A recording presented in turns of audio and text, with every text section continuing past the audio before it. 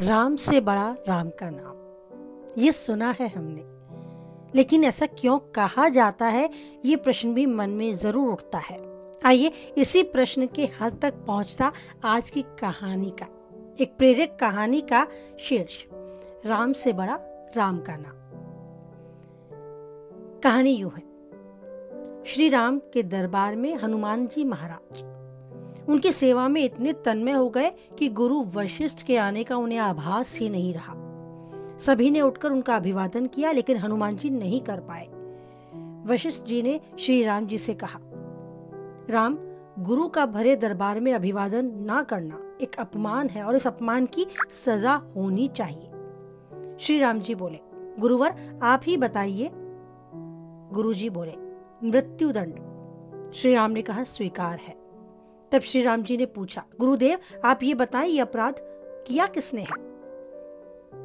गुरु जी बोले, बता दूंगा, पर राम अगर वो तुम्हें इतना प्रिय है, नाम बता दिया तो तुम उसे सजा नहीं दे पाओगे। तब श्री राम बोले, गुरुदेव राम के लिए सब समान है। गुरुदेव ने कहा, नहीं राम, मुझे तुम्हारे ऊपर संशय नहीं है, पर मुझे दंड के परिपूर्ण होने पर जरूर संशय है। अतः यदि तुम यह विश्वास दिलाते हो कि तुम स्वयं उसे मृत्युदंड दोगे अपने अमोघ बाणों से, तो ही मैं अपराधी का नाम बताऊंगा और उसका अपराध भी बताऊंगा। श्री राम ने पुनः अपना संकल्प व्यक्त किया। तब वशिष्ठ गुरु ने बताया कि यह अपराध हनुमान जी ने किया है। हनुमान जी ने स्वीकार भी लिया। तब दरबार में राम जी ने घोषणा की कि कल सायंकाल सरयू नदी के तट पर हनुमान जी को मैं स्वयं अपने अभोग बाणों से मृत्युदंड दे दूंगा। हनुमान जी के घर जाने पर उदासी की अवस्था में माता अंजनी ने उन्हें देखा तो वह चकित हो गई। मेरा लाल महावीर, अतुल्य बल का स्वामी, ज्ञान का भंडार आज इस अवस्था में? माता ने बार बार पूछा, पर हनुमान जी चुप रहे और उदास हुए बैठे रहे।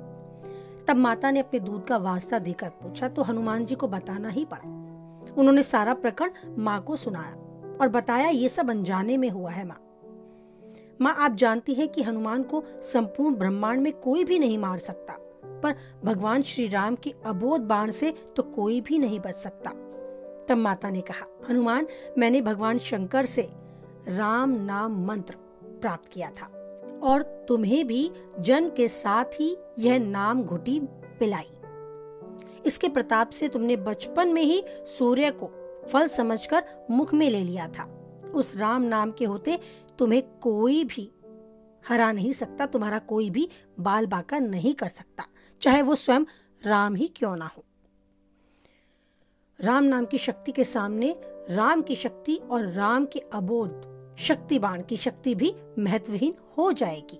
जाओ मेरे लाल, अभी से सरयू नदी के तट पर जाकर राम नाम का उच्चारण करना आरंभ कर दो। माता के चरण छूकर हनुमान जी सरयू नदी के किनारे राम राम राम राम रटते रहे। सायंकाल राम अपने संपूर्ण दरबार सहित सरयू तट पर आए। सबको कौतूहल था कि क्या राम हनुमान जी को सजा देंगे, पर जब राम ने बार बार रामबाण अपने महान शक्तिधारी अबोध शक्ति बाण चलाए पर हनुमान जी के ऊपर उनका कोई असर नहीं हुआ, तो गुरु वशिष्ठ ने शंका जताई कि राम तुम अपनी पूर्ण निष्ठा से बाणों का प्रयोग नहीं कर रहे हो। तब श्री राम ने कहा, गुरुदेव, मैं गुरु के प्रति अपराध की सजा देने वाले को बाण चला रहा हूँ। उसमें किसी भी प्रकार की कोई चतुराई करके मैं कैसे वही अपराध कर सकता हूँ? तो तुम्हारे बाणों का कार्य क्यों नहीं ठीक प्रकार से हो रहा? बाण अपना कार्य कर क्यों नहीं पा रहे? तब श्री राम बोले, गुरुदेव, हनुमान राम राम राम राम की अखंड रट लगाए हुए है। मेरी शक्तियों का अस्तित्व राम नाम के प्रताप के समक्ष महत्वहीन हो रहा है। इससे मेरा कोई भी सफल प्रयास सफल नहीं हो पा रहा। आप ही बताइए गुरुदेव, मैं क्या करूं? गुरुदेव ने कहा, हे राम, आज से मैं तुम्हारे साथ तुम्हारे दरबार को त्याग कर अपने आश्रम जा रहा हूं, जहां राम नाम का निरंतर जप करूंगा। जाते जाते गुरुदेव वशिष्ठ ने घोषणा भी की कि हे राम, मैं जानकर मानकर यह घोषणा कर रहा हूं कि स्वयं राम से राम का नाम बड़ा है। राम नाम महाअमोघ शक्ति का सागर है।